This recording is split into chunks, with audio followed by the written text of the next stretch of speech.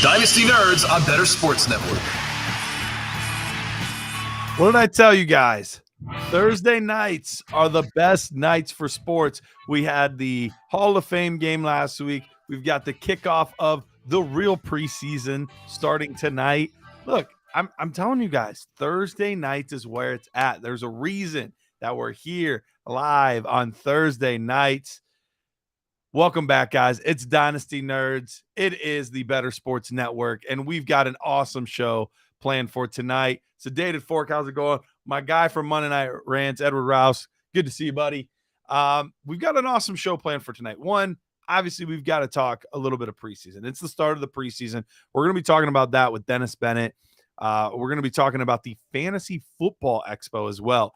If you're not familiar with it, it is an incredible, incredible time in the Hall of Fame city of Canton, Ohio. That is going on this weekend. So Dennis and I are going to talk about that a little bit. But my boy Peter, last time Peter came on, things got crazy.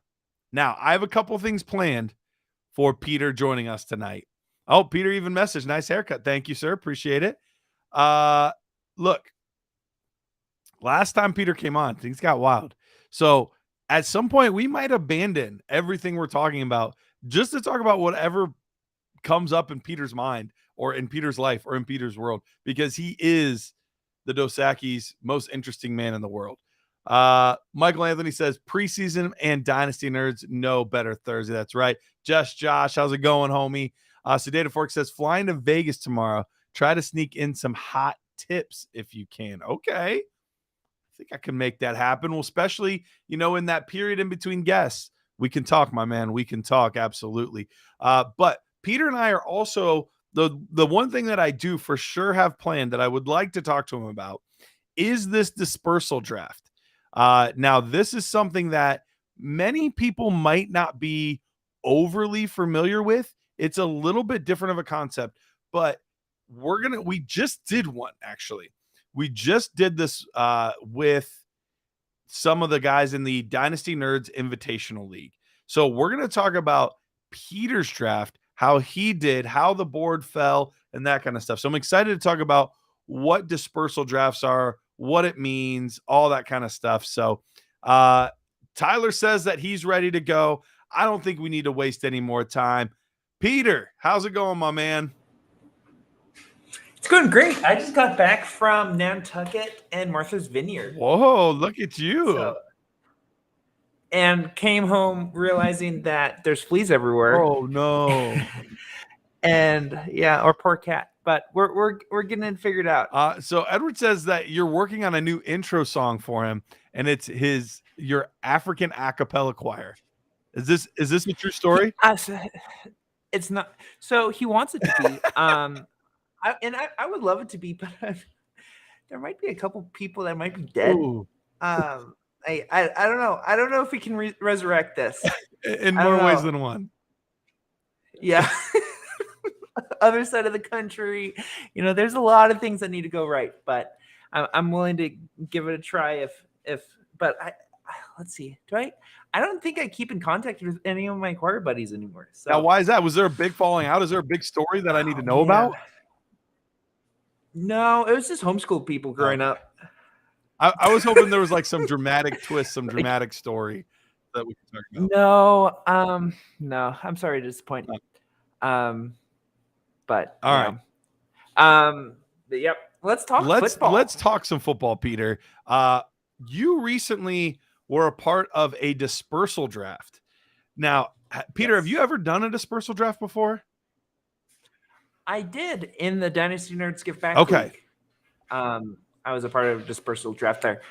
And this is the magic of dispersal drafts is the player pool is really weird and there's not 12 teams to draft from. I was able to get Jamar Chase and Justin Fields. Wow. Back to back. I had the turn and it's right. flex. So everyone drafted quarterbacks and I was like, okay, I'll take it. There you go. And I'll be happy about it. That's pretty awesome. You had a pretty nice start too. You got the turn here, the back turn. Yep. Okay. I'm messaging with Tyler here, Heavy T.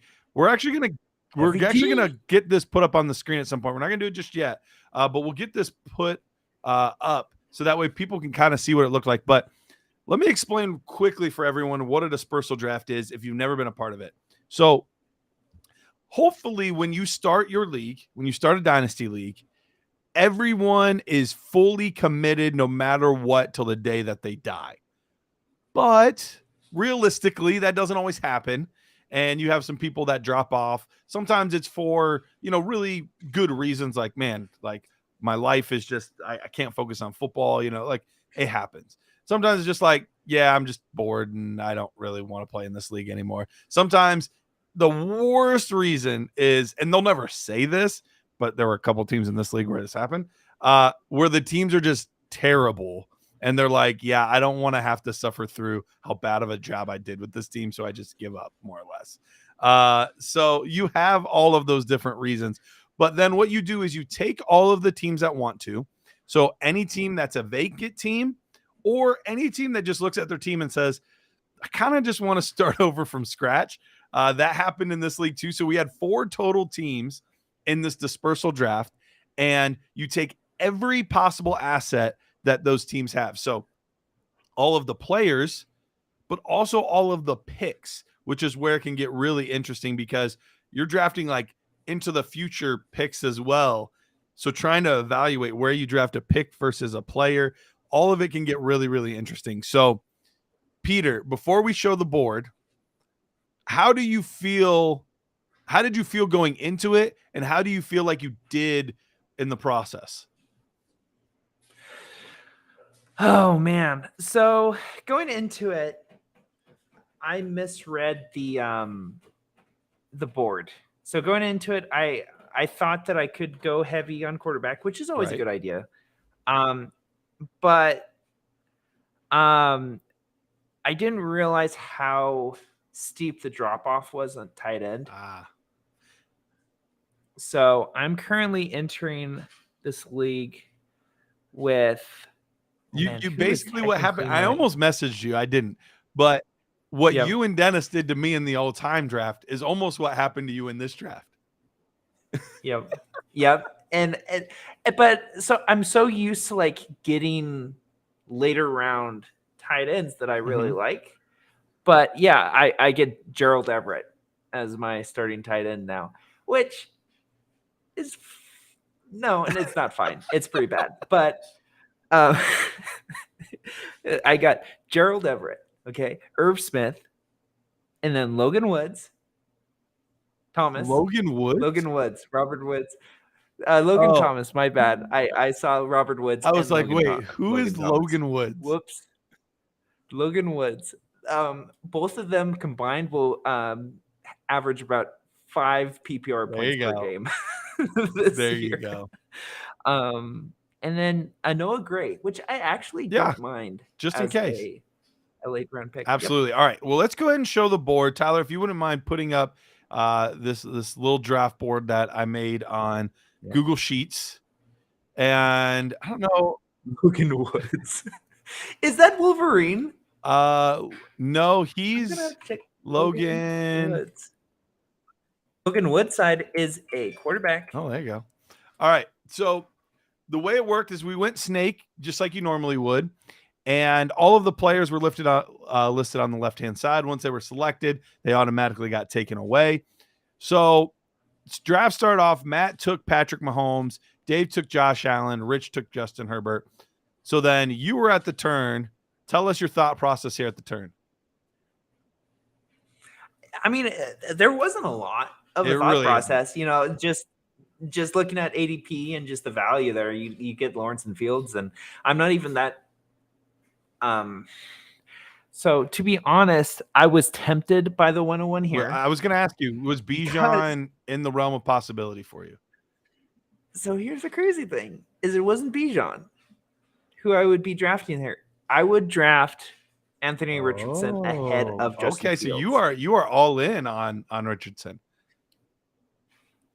I mean, if you're taking him over Bijan, you're all in. That's true. I wanted to have a young quarterback. Like I didn't quite know where my team was going at that point. So in my mind, I want a quarterback. And if I had to pick between Fields and Anthony Richardson, I would have gotten Richardson. Value-wise, I would have probably drafted Robinson and then try to trade for Richardson plus. Sure. And ultimately, that's kind of my goal with Fields, is to try to trade maybe him for like a Dak plus or something like that. But the value is too good there. Yeah. So, and he'll be good this year. He'll be great. So, all right. So then Bijan or potentially Anthony Richardson went off the board next. Amon-Ra St. Brown, Daniel Jones. Like the top of this is still looking pretty nice. Then Travis Kelce goes off the board, Chris Olave, Drake London, and then you got CMC here. So tell me about what you were thinking as far as youth versus win now, how much that played into the equation for you, because this seemed like a really good value.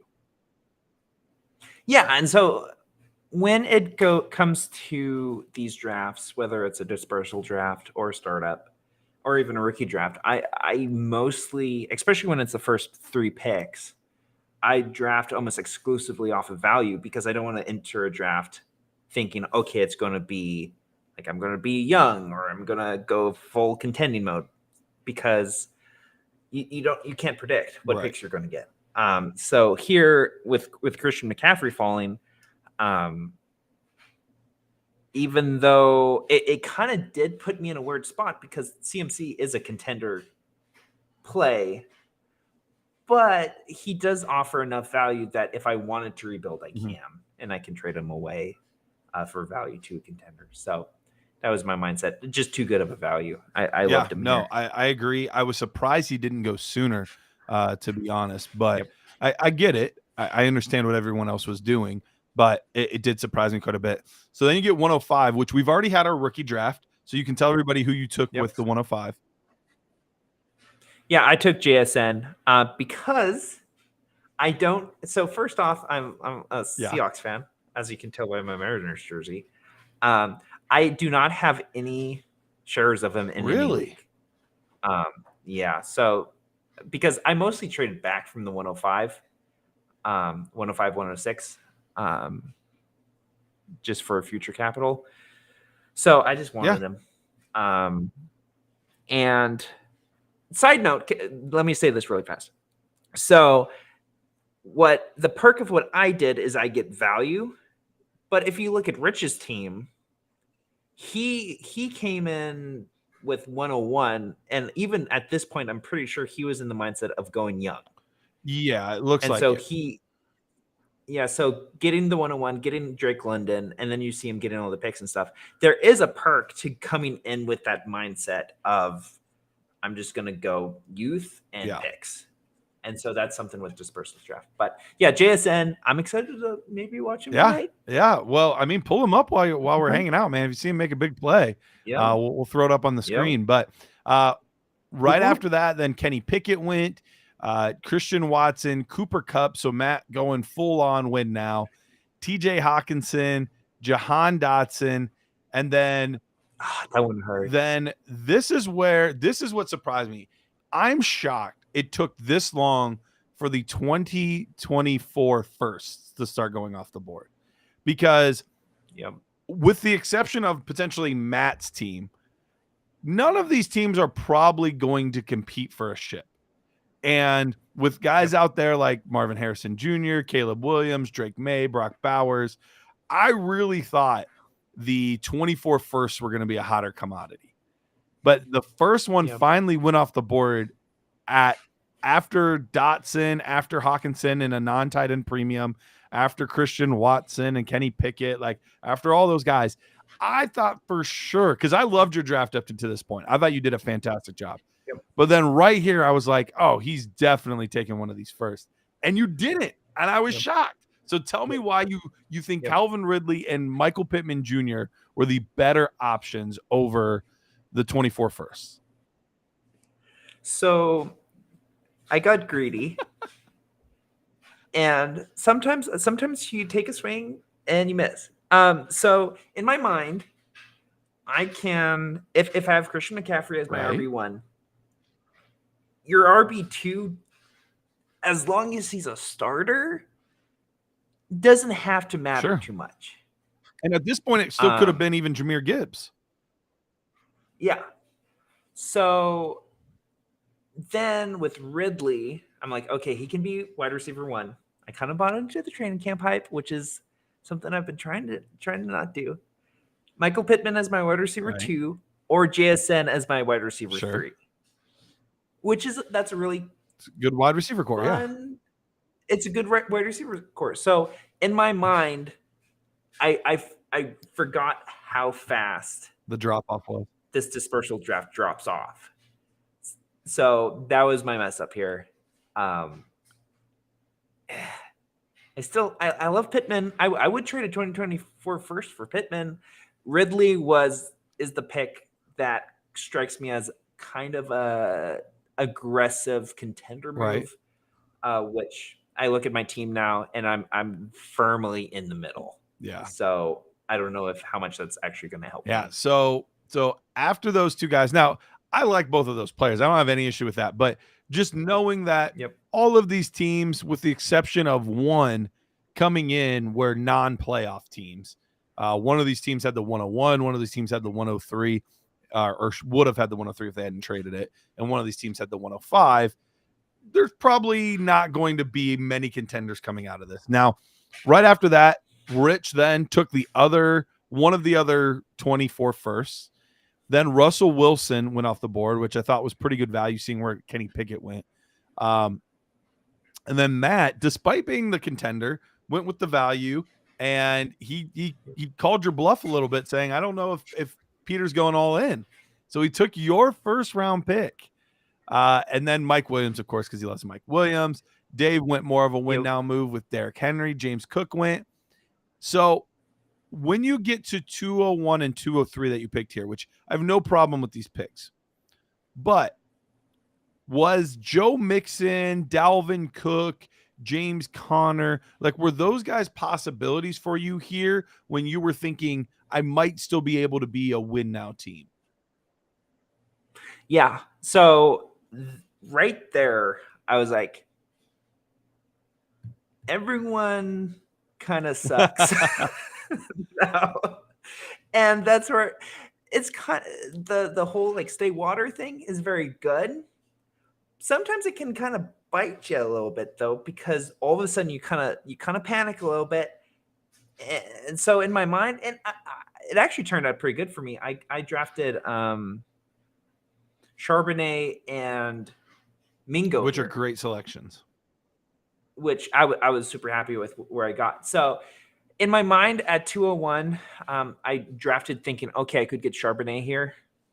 And having McCaffrey and Charbonnet with Walker's injury, I'm actually super concerned about that. I am too. They're downplaying it, but I'm a little worried as well. He's not been a guy that's been he already dealt with some injuries last year, and Pete Carroll is always a little too optimistic for my taste.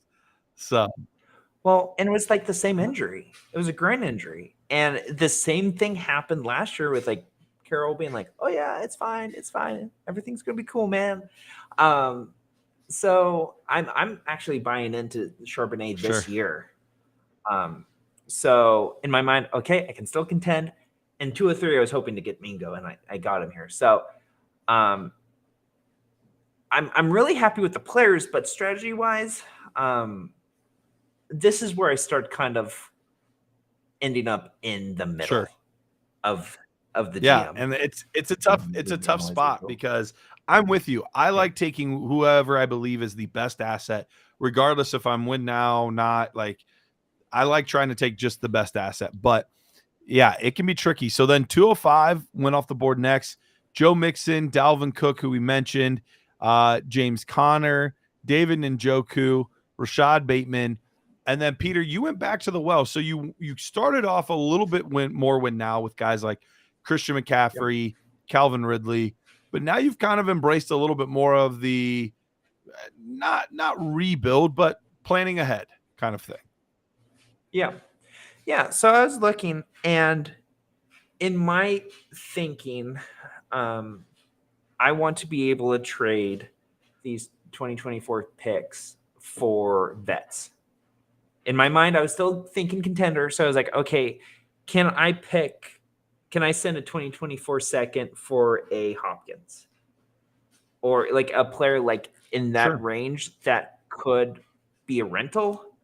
So that was my thinking process. I look at with Sutton there, Michael Thomas, Brian Robinson, all these are question marks. So in my mind, I could either trade them for vets or I can just hold them and they'll gain value there. So yeah, I was actually pretty happy with those picks. Absolutely. So then we get to David Montgomery and Khalil Herbert.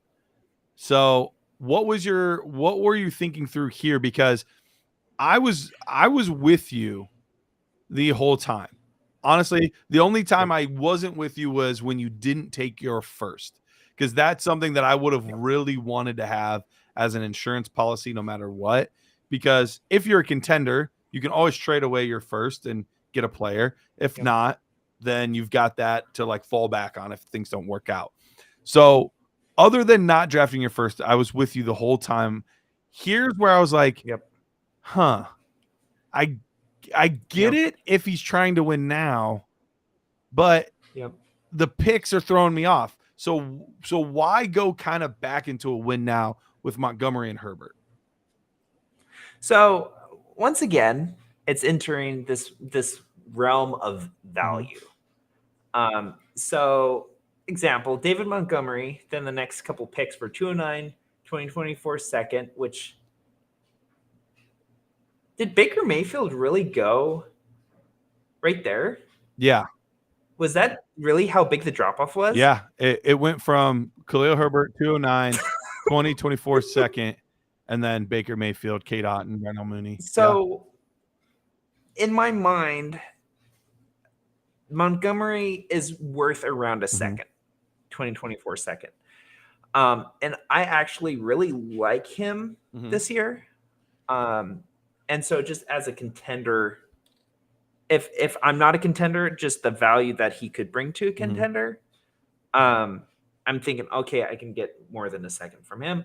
The Herbert pick was one of those picks that we've seen it in small bursts. He kind of reminds me of a little bit. I'm not great at player comps, but kind of like a Khalil. Kind of like a Khalil Herbert. They remind me of each other. Tony Pollard. Kind of like a Tony Pollard, where it's like they always shine when they're the backup, and now this is his time to maybe take over the job. So those are my thoughts. I look back at that, and I would have probably gone that 2024 second to help those that are watching. Herbert. That was my first or my second round pick, and my team is in more of like a contender mode. So for what it's worth, most are though when it's what's your that? Teams.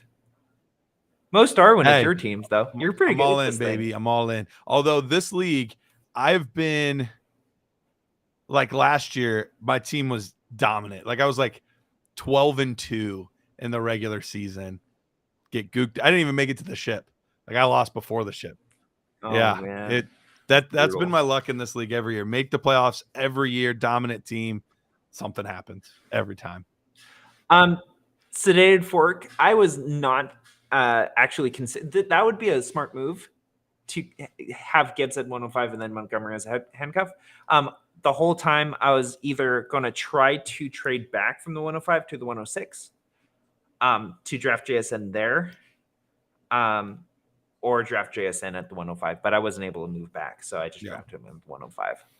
All right. So I don't think we're going to bother going through the rest of it. You guys can see the entirety of the rest of the draft and how it all played out. But overall, Peter, I really did like how things went for you. Like I said, the big thing for me was I wanted you to take your first. I really wanted you to get your first round pick. Didn't happen. Control my destiny. I would have taken all of those first, like starting in the third round, maybe even end of the second round. Like I would have been all over those because I would have been trying to suck as bad as possible and try to get myself some Caleb Williams and some Marvin Harrison. But see, here's the thing, Garrett, is I actually have too many leagues that I'm already doing that. that I just want to win. I'm all in. I love it. I love it. I have too many leagues that I'm rebuilding. Or do I just suck? Oh man. All right. Ollie Boscott asking about JT. I'm actually going to be covering him, Dobbins, a bunch of those guys in the in-between time. So starting around 9:45, I'll be taking all your trade questions and touching on those players. So tune in at that point. But Peter, here's the next thing I want to do with you. And you and I had not talked about this, but perfect. I wanted to go through and I wanted to look at the 2022 results, like how things worked out in fantasy football. And I'm going to give you a player, and I want you to tell me if you think they finish higher than this or lower than this next season. All right? So maybe even, we can maybe revisit this later and see how you did, I love revisiting my last takes. Last year, one of my number one sells was Josh freaking Jacobs because it's Kenyon Drake. Ooh, because of Drake. That hurts. Yep. Okay. Right after the Hall of Fame. Oh, game. Heavy T's in on this. He said he's liking this. This is a great idea. I'm looking forward to it. All right. Are you ready? Which position would you like to start with? Do you have a preference? I'll let you choose. Defense. DST. All right. We'll start. Kickers. We'll start at the running back position. All right. Last year, Ramondre Stevenson finished overall. We're not going to do points per game, just overall as the RB7. Does he finish higher or lower than that in 2023? Lower. It's easier to predict. Like historically, finishing as an RB1 is back-to-back is really hard to do. And I think that there'll be more of a passing game for the Patriots this year, which, I mean, who knows, might result in a better offense. But there were a couple of running backs, like Breece Hall going out and Javonte Williams, and even like players like J.K. Dobbins that I think are more talented than Ramondre. They're still recovering from injury, obviously, but I think that last couple of years, they were kind of down years for the star running backs. So I still view him as an RB1 who could finish as, that sure, high again. but maybe closer to 10, 11 or something like that. RB10, RB12. Sure. Yep. Okay. Ooh, Dalvin Cook to the Patriots. I'd be okay, sick. Josh. All right. Let's go. I'm going to give you two guys back to back in finishes last year. We'll start with the one at 14, Najee Harris. Does he finish higher or lower? There's a lot of buzz around Jaylen Warren, though the Warren hive is hot. Does he finish higher or lower than RB14? Okay. Let me tell you about Jaylen Warren. All right. Okay. Steelers fans don't even like Jaylen Warren as much as fantasy football players like Jaylen Warren. I do not get it. I'm sure he's a great guy. He's good at pass blocking, and he has some nice plays. But Najee Harris is the RB1 on that team. He will have the volume, and he will finish higher than RB14. I'm with you. I think he does as well. Write it down. I think he does as well. All right. Miles Sanders at running back 15.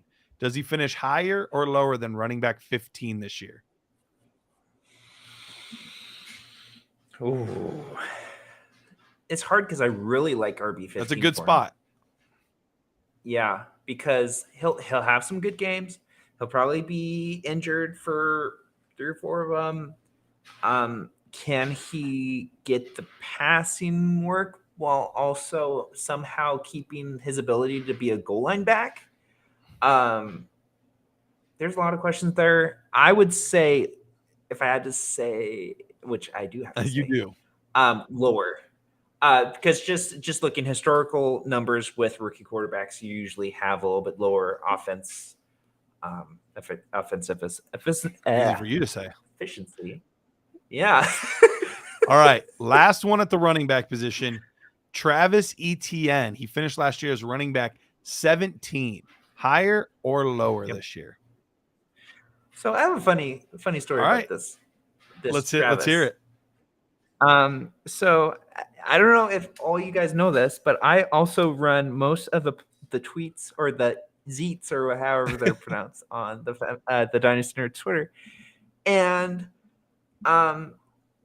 it was, I think, week 17 that I posted, classic engagement forming question of, is Travis Etienne a top 12 dynasty running back?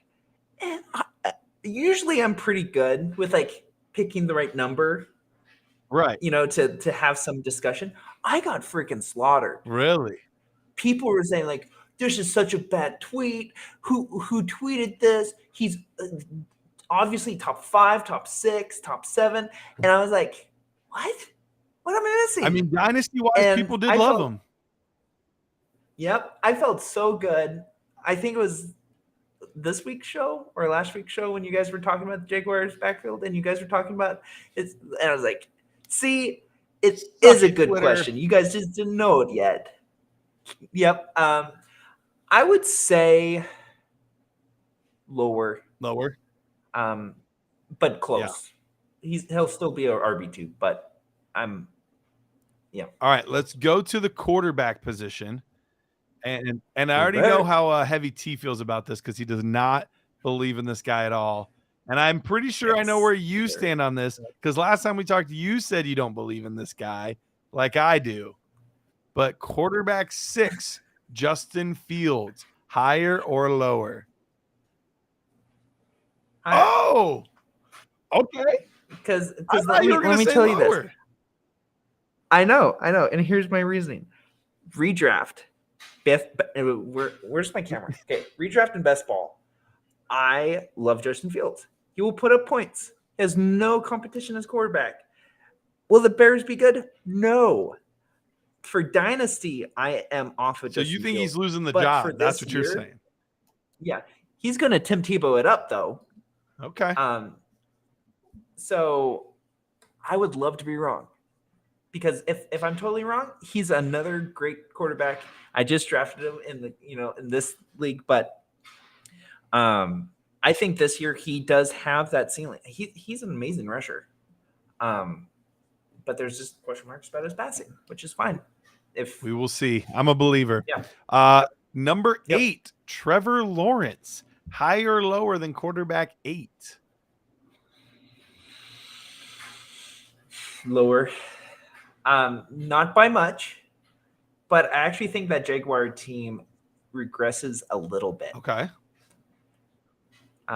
Ridley will be good, but Christian Kirk is not who he was last year. Okay. So are you saying for fantasy purposes or like real life purposes? Okay. For fantasy. I just think that team regresses just a little bit. All right. Let's move over to Mr. Hard Knocks himself. Quarterback 13 last year, Aaron Rodgers. Higher or lower? Higher. So players like Aaron Rodgers is a reason why I kind of project Lawrence to be a little bit lower. I could see Rodgers entering that top 6, top 7 world again, especially if he has a lot of depth on the Jets. Actually, one of my favorite best ball targets has been Corey Davis. Oh, really? Okay. Yeah. Just a little bit more. I think he's a more talented Lazard. Kind of the same prototype. So I think that he will be at least a top 10 lock. I feel the most confident about that one out of any other question so far. All right. Let's move over to the wide receiver position. Amon-Ra St. Brown. Last year, he was wide receiver 9. Higher or lower? Oh, wait. Hold on. Actually, I put standard. Let me switch it.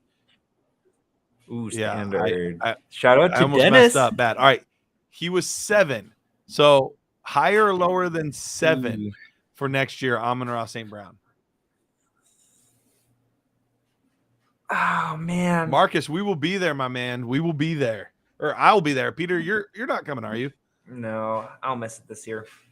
Bummer, but we'll get you there soon. But yes, Yep. I will be there, Marcus. If I can get the push, I would love the push. And if I had to say higher, and I've You been would say saying that a higher. lot. You would put him I at would say 6. higher. Yes. Yep. Okay. I mean, he's got a chance to get off to a great start. And honestly, he would have been higher last year as well had he not been dealing with some injuries. Oh, he missed week 4. He's banged up between week 6 and 8. So had that not been the case, he probably would have been higher last year as well. Yep. All right. I'm let's just go. tired of projecting him lower too.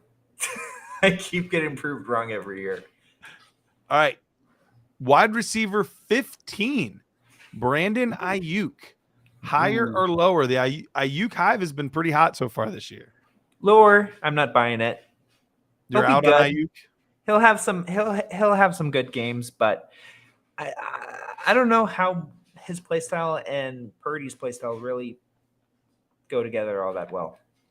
Okay. But we shall see. I'm gonna go lower as well. Yep. I think not that I think it's gonna be much lower, but I do think he's gonna be a little bit lower than this, just because there were some good players behind him that I think are gonna bump him down a little bit, like Cooper Kupp, Garrett Wilson, like between injuries, being young, like I think there's some guys that'll push him down a little bit, but I don't expect him to have a worse season necessarily. Just a few guys to perform a little better. Mm-hmm. All right. Wide receiver 22, Jerry Jeudy. Higher or lower? Ooh, that is a good question. I would say slightly higher. Slightly higher? Slightly. So like not a lot more. 20? 18 to 20. Okay. I feel good about there. All right. Are you buying the Sutton hype? See, I'm a Sutton guy. Like I love Sutton. I think everyone keeps sleeping on him. I don't understand like the hate, including his quarterbacks. What's that? Including his quarterbacks. Right. I don't get it, but we will see. Let's move down a couple spots. You already talked about saying you hate this team. DJ Moore at 24. Higher or lower? Lower. Oh, that easy. Yep. I don't know. Him and Fields do not mix. How do they not mix? Fields, you look at his best was with pure separators. DJ Moore is not a separator. He's down the field. Okay. Contested catch. I see. Here's the thing. I think DJ Moore is a separator because he doesn't have the body style for a true, like, throw it up, contested catch, body guy. It's just his quarterback play has been so bad that he's constantly having to make contested catches. I think if he gets better quarterback play, we're going to see a better season out of DJ Moore than we have so far. So it's the Terry McLaurin conundrum. Sure. It was 2 years ago. No. Yeah, 2 years ago. He had the most contested catch targets in the league. And like, that's not his play style. So I definitely can understand that. I think I know really bad quarterback play. Yep. All right, let's get one last wide receiver one in here. Wide receiver 31. I already know what Heavy T is going to say, even though he said way lower on DJ Moore. He's such a Bears hater. Drake London at 31. Higher or lower? Give me the thumbs. Both. Where's the camera again? Both thumbs up higher. Yeah, I love that number. People would say that this year. I think people are projecting things to be a little bit better. But we'll see. I don't know that there's room for Bijan to get all of his in the passing game as well, and Kyle Pitts to improve, and Drake London to improve. So I think one of those three things is going to disappoint this year. Either Bijan doesn't get the reception workload than we thought he would get. Drake is going to not get the workload, or Pitts. Like one of three of those guys is going to disappoint. I just don't know what it'll be. Heavy T say higher, but only slightly. Yeah, like I mean that number to me is so easy because like wasn't Curtis Samuel like wide receiver 33 or something? Yeah, like 34. Yeah, he's wide receiver. So 33. like You look at what Curtis Samuel did. I think that Drake London can match that, but it might not be as big of a jump as a lot of people would like it to be. Sure. All right, let's get the last position in here. Tight end, higher, lower, Thanks, huh? Keith says, "Keep up with the good work, fellas. Love the content." Oh, thank you, sir. My dude, Keith. All right, I'm gonna allow a push on this one. Okay. Travis Kelce, higher, lower, or push at tight end 1? How do you say higher than tight end 1? Because it's the game, higher or lower. I gotta say it. Hi. Okay, Garrett, higher. Let's just say way wrong. Still one of the funniest shorts that I have ever uploaded to social media was you 2 years ago talking about how Kelce is a high for Dynasty Football. I still get comment notifications of being like, ha ha ha. Idiot. He's playing forever. He's tight end 1 until he's not. Yeah. So you're projecting tight end 1 again this year? No George Kittle, Mark Andrews, Kyle Pitts, TJ Hawkinson? Nope. All right. Let's go with a more realistic one then. Mark Andrews. Mark Andrews was tight end 4 last year. Higher or lower on Mark Andrews? Higher. I agree with Heavy T. I'm saying higher. So you're buying into the new system that they're going to be running in this offense, then, I'm guessing, right? Kinda. I'm also just buying into that the offense stunk last year, and Mark Andrews is better than tight end 4. So if it gets a little bit more efficient, and it was just, Lamar was injured. If Lamar is healthy for all the games, I'm really confident in that. All right, let's go to tight end 10, Dalton Schultz. Higher or lower than tight end 10? He was with Dallas last year. He is now a Houston Texan. Now, I watched Ola Stroud. Side note, how did you feel that Stroud did today? I did get to watch a little bit of it. The pick was disappointing. He obviously did not see the safety at all. Yep. But it's his first game. It's a Bill Belichick defense. Mills is a great safety. I'm not going to read too much into that. No. I would say, why do I keep saying I would say? I am saying higher, but not going to go higher. So you think Stroud's checking it down a lot? They're utilizing him a lot in this offense. Yeah. He's their George Kittle. He's not as athletic. And I hate those, the tight end 1 in this team is the tight end 1. The Trey Burton effect. That's what I call it.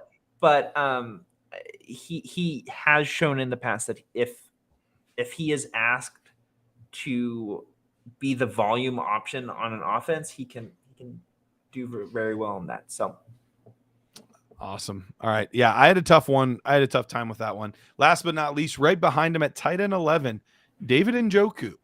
You going higher or lower for David Njoku? Here's the tough thing about David Njoku is I love drafting him because he is the one tight end in that range that could be the tight end 3. Sure. On any given year. But if I had to bet on it, I would probably say lower. Just with all the receiving weapons around him, and just historically, he's always been around that range. He did deal with some injuries last year, missed 3 games due to injury. So if he stays healthy, that could be a big factor in it too. But the big thing for him is consistency. Yep. You look at his numbers, and this is PPR: 1.7 points, 6.2 points, 23.9, 9.7, 14.8, 8.8, 14.1, and then missed some games: 3.7, 13.9, 18.7, 5.8, 3.4, 3.1, 14.2. It's just, he's the DeAndre Swift of tight ends. Yeah, it was like Deshaun Jackson back in the day. Yep, he's gonna have some big games, but man, it's tough when you're starting a guy that's going to put up those weeks that you just are hemorrhaging points. Yep. All right. Well, Peter, thank you so much for coming on. Thank you for talking the dispersal draft. Thank you for playing higher and lower with us. Remind the folks where they can find you and anything else you want to tell them. Well, let's see. Funny story really fast. So when we went to Nantucket, both my wife and I are notoriously, I don't know if thrifty is the right word. Okay. But we're pretty thrifty. Okay. First of all, I thought you were going to say both my wives for a second. I was like, both my wives. Wait, yep. What? Yep. Yeah, heavy tea. I'm married. 5 years actually this year. So for example, though, so I grew up a super poor photographer. When we were dating one time, this was actually the day that I proposed to her. Okay. I had to call up my bank to make sure I have enough money to buy her a kombucha, which was $3. And she's like this genius. She was going through like PA school. She was about to go through PA school. And I was like, what's happening? But so we went to Nantucket and we were both notoriously thrifty. And is this your way of saying cheap? Yeah, cheap. We love a good deal. Okay. Okay. All right. We find out there that Nantucket, according to a study, is literally the most expensive vacation destination in the world. It cost $78 for 2 sandwiches and a lemonade. Dang. What was on those sandwiches? I mean, it was good. It wasn't that good. Wow. So like showing up and like we thought we knew what we were gonna get into, but it was we had it was partially like, okay, we're just gonna have to spend a lot of money, and partially going to the local Stop and Shop grocery store and doing the best we can. Wow. Yeah, that throws off the food budget for the month. But there were like families of 5, families 5 and 6. They're all ordering sandwiches, and I'm like, okay, some GP. I mean, if you got the money on vacation there, it is what it is, I guess. Yep, it is what it is. Beautiful, beautiful place. Very cool. I would love to see it sometime, but all right, Peter. Well, thank you so much for joining us. We will obviously have you back on again. We roughly have you on, I feel like, close to once a month, right? Yep. Yeah, something like that. And it feels right. It feels a quarter Dennis. A quarter. That's what I aspired to. All right, buddy. We'll see you later. See you guys. Bye.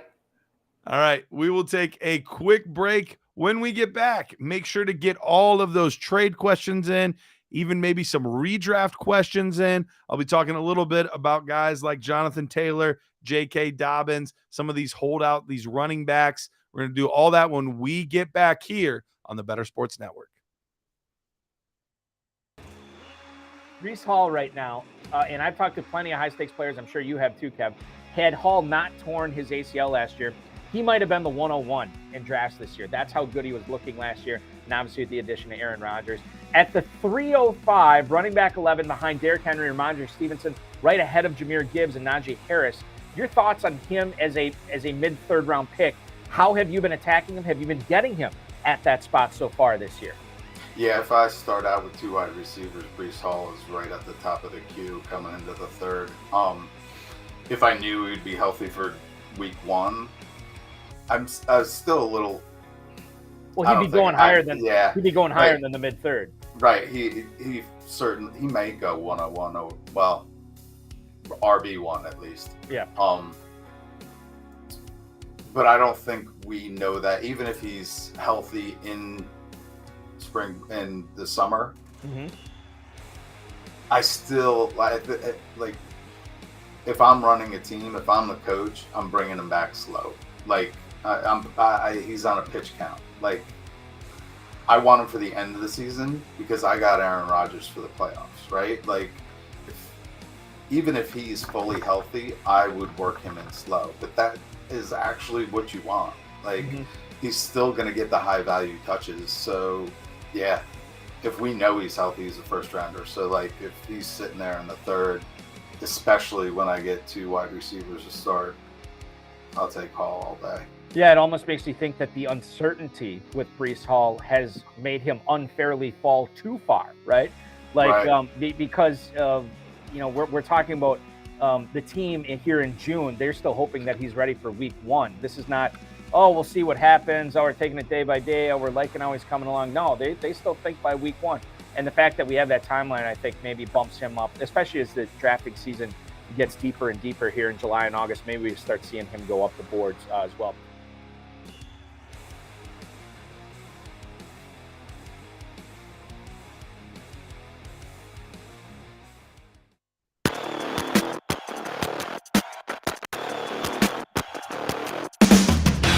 Welcome back in, Dynasty Nerds on the Better Sports Network. We have our first taste of some preseason football happening right now as I speak, and it's glorious. It is so good to have football back. I can't wait for it to be real, for it to be meaningful, but we still can glean some things from these games. We have to keep in mind all of the formations, all of the things are very vanilla. Teams are trying things out, testing things, so you can't hold too much with it, but something to keep in mind. All right. Feel free to put in any trade questions, any draft questions, anything like that you have in here, and I will do my best to get to it. But Ali Boskod, and he asked about how I'm feeling about Jonathan Taylor.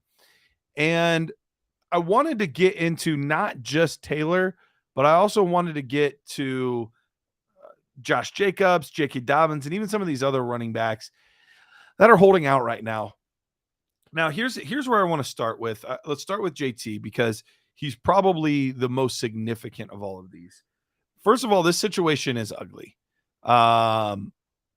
It's not a good situation. Irsay is one of those guys. Like, you have some people that'll say stuff and you're like, okay, Irsay will do it. Like, Irsay's not playing around. He's awesome, but he's a little crazy too. So the situation is not good. The fact that they brought Kareem Hunt in, now they couldn't figure out a deal, all that kind of stuff.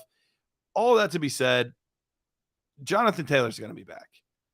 I think a lot of running backs learned from the whole Le'Veon Bell thing. Then we had Melvin Gordon kind of try to do it, and then was like, just kidding, I'm coming back. And I think that's what we're going to see from most of these running backs. So when you're looking at specifically JT and Dobbins, I think both of these guys get it figured out one way or another. I think Dobbins, they figure out some sort of deal, bring him back. I think Jonathan Taylor's done. I do. I think he's not going to be on this team in 2024. He's going to be on a different team. But that doesn't mean he can't have a monster season this year, because he's going to want to prove it more now than ever, because he's got to literally play for his worth. If he has another injury-riddled season, if he has a mediocre season, he's not getting a big deal. So I think they do bring him back. I think he ends up coming back, and I think he has an amazing season. So right now he is plummeting, and I mean plummeting down draft boards. Last time I saw an underdog, I think he's down to like running back 9, running back 10 now. So he is absolutely free falling, and I'm scooping up the value. I still think that he has a chance to be a legitimate top 10 back and still be in that range of the top 5 guys. So I'm still in on Jonathan Taylor. Similar with J.K. Dobbins. I'm in on J.K. Dobbins. I think he's a very, very talented running back. We saw him putting up 5+ yards a carry. After coming back from the ACL injury, he looked really good, even though he didn't look 100%. So if we can get him back, if we can get him fully healthy, if we can get him to 100%, I think he's going to have a monster year in this Todd Monken offense. So I'm in on him. The Josh Jacobs one is a little weird, and I get it. For some reason, that one does scare me still a little bit. I think he will ultimately end up being back as well. But I think we might see a little delay into the season. I think he's going to hold out as long as he can, realistically. So we might see a 3-4 game absence before we actually get him back, which would give us a chance to see Zamir White, who I personally am a really big fan of. They've been saying good things about him. The head coach has as well. So I'm excited to see him. I'm excited to see him play. Chris said Dak got traded for Trevor Lawrence. Oh, well, look at that. You fibber, you. Edward says, am I the only one who is high on Khalil Herbert with his current ADP? He is finding a spot on all my teams so far, just too cheap. I'm torn on Khalil Herbert, and I've talked about Herbert a little bit on the show as well. I'm torn on him because do I think talent-wise he should be worth it as where he's at ADP-wise? Absolutely. And I know Dennis Bennett is actually a really big fan of his. My concern is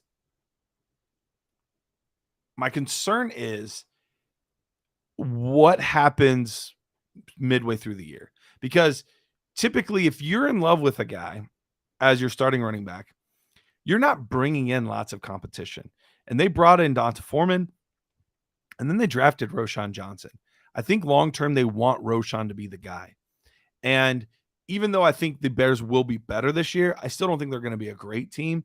So we could see midway through the year where they're just like, let's see what Roschon has. Like, let's get him more work. Let's see if he could be our running back of the future. So that's the biggest worry for me. So I'm not out on Khalil Herbert. I'm not in on Khalil Herbert. I'm kind of like where he's going, I'm good with because I'm concerned. But I think talent-wise, you're right. I think talent-wise, he deserves to be going higher. I just don't know fully what Chicago feels about him, and that's my biggest concern overall there. Losing Matt Collins is going to hurt the Raiders' running game. Yeah, that's true. I hadn't thought about that, but that dude's built like a freaking tight end. He's an absolute monster. So then all of that being said, we have many running backs that are still out there. And that's the thing that's puzzling to me because I would have thought by this point, the time where we're starting to get actual preseason games, that we would have started seeing some of these guys sign with teams. Now, I know Dalvin Cook has been close a couple times. I know Kareem Hunt has been close a couple of times. So I know that teams are interested to an extent, but it seems like all of these guys want more than NFL teams are willing to give at this point.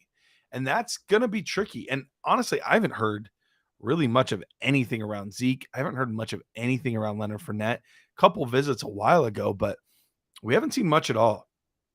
And I'm starting to wonder if one or two of these guys don't end up signing somewhere before the season starts.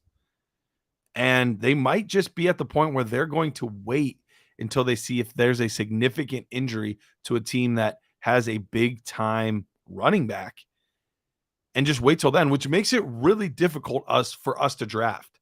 Because one, we don't know which one of these guys is going to be going where. And two, we don't know what type of situation they're going to be drafted into. Are they going to be drafted into a situation where, they're getting the bulk of the carries? I don't think at this point that would happen anywhere, but it's in the realm of possibility, especially with a guy as talented as Dalvin Cook. Do they get drafted somewhere where they're the clear backup? Or are they drafted a committee, which I think most of these guys, that's the most likely scenario, is they're being drafted and they're part of a committee. So it's going to be really tough, but I am still willing, for how cheap a lot of these guys are right now, I'm willing to take that risk and just throw out offers. Ones I'm comfortable with, but throw out offers for these guys because towards the end of the season, playoff teams are going to want a solid running back. And they're going to be willing to give, a small menial contract to do it. So you might be able to get at some point Zeke for a third. You might be able to get Kareem Hunt for a third. Like, just throw out some offers. Throw out some offers. Throw out some offers. That's what I would do at this point. So we're going to take one more quick break. But before we do though, Fantasy Alarm All-Pro subscription. We talk about it almost every single week. Fantasy Alarm All-Pro subscription. And don't forget, you get the Fantasy Football Draft Guide and cheat sheet. That's perfect for this time of year where all those big drafts are starting up right now. Redraft. You can start a 7-day free trial of Fantasy Alarm's All-Pro subscription and get the Fantasy Football Draft Guide and cheat sheet absolutely free. Go to fantasyalarm.com/draft. That's fantasyalarm.com/draft. All right, let's take a quick break. When we get back, we're going to be taking some more of your questions, and then Dennis Bennett, the man himself, will be joining us right around 10:15, and we'll be back.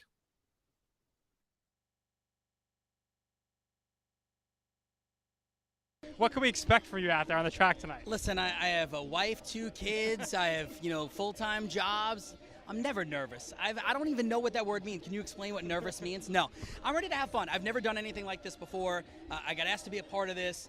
This is fascinating. Like, it's so cool to just look around and see what goes on here. So I'm just excited to get out on the horse. And you want trash talk? Is that what you're asking me for? No trash talk. I hope everyone does well. All right. Everyone's going to do well, but it has to be a winner. So give me your trifecta. Who's going to come in first, second, and third? Your heat. I will go Maria 1, me 2, Willie 3, Moose goes 4th. Well, it's very simple. I won this event last year. I won my heat, and so the defending champ has to be the favorite. Now, that makes me a little nervous just because I feel like it's hard to repeat. There's a little pressure when you're the favorite, but that being said, I'm still optimistic. So your heat, it's you, yes. Moose and Keith from Better Sports Network, and Willie Colon. I think Keith might be my stiffest competition, and I asked for this because I actually recruited Keith, if you didn't know. So Keith, if you win, you're welcome. Malusis is very good. I mean, he knows what he's doing, but I'm going to go with Maria. Keith is waving to the crowd. He must pay attention because they're off. It's Mark Malusis going for the lead.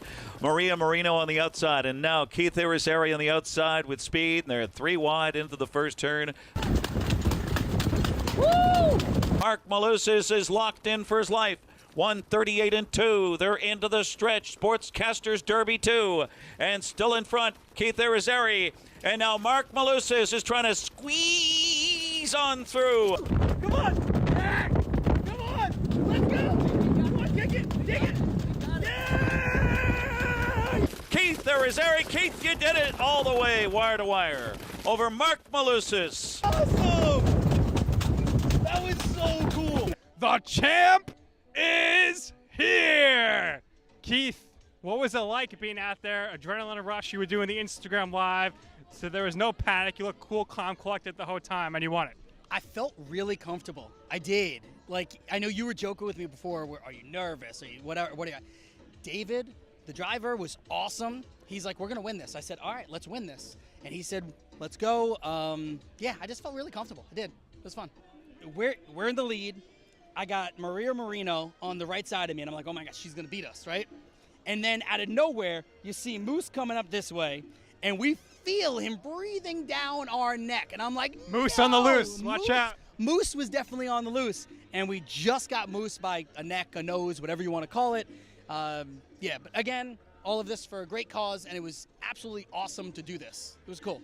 All right, Keith, congratulations, and no matter what, you could always hold this over Moose's head.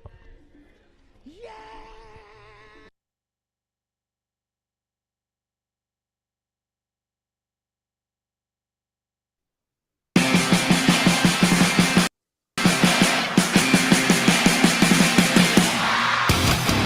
Right, we are back again. Better Sports Network, Dynasty Nerds. We are live here, just a little past 10 o'clock. I'm your host, Garret Price. And I want to tell you guys real quickly about the FSGA College Fantasy Football Draft. That's right, we're kicking off college fantasy football season with a live fantasy draft. The FSGA College Fantasy Football Draft, in fact, featuring the top college football analysts drafting the best players for the 2023 season. It is hosted by my good friends over at Campus to Canton, and those guys truly, they really know their stuff. Worked with several of them at Dynasty Nerds. Great guys over there. Follow pick by pick coverage, strategies, interviews with the YouTube channel, or search FSGA College Fantasy Draft today. All right. So lots of good things going on. Real quick recap on the Texans game. I didn't get to catch all of it, obviously, because live on the air, but the big story of the day was Tank Dell. I mean, Tank Dell was out there, looked really good, really, really explosive. CJ Stroud struggled a little bit, only got 2 drives at the very beginning, so tough to really, read too much into that. We did get to see some other, up-and-comers, Xavier Hutchinson, Nico Collins, John Mechie, all got a catch as well. So exciting to see those guys out there. They won 20-9. And as my boy Michael Anthony said, it's almost time for Jackson Smith and Jigba versus Jordan Addison. So I'm very excited to see that play out, see those 2 young up-and-coming wide receivers as well. So I want to keep doing this a little bit because I was talking the league FFB. Let's go, Garrett. Football is almost here. That's right. All right. Butte was pretty much a non-factor. Yeah, I saw him have like one. I missed the second half, but I only saw one play and he got like clapped up on it.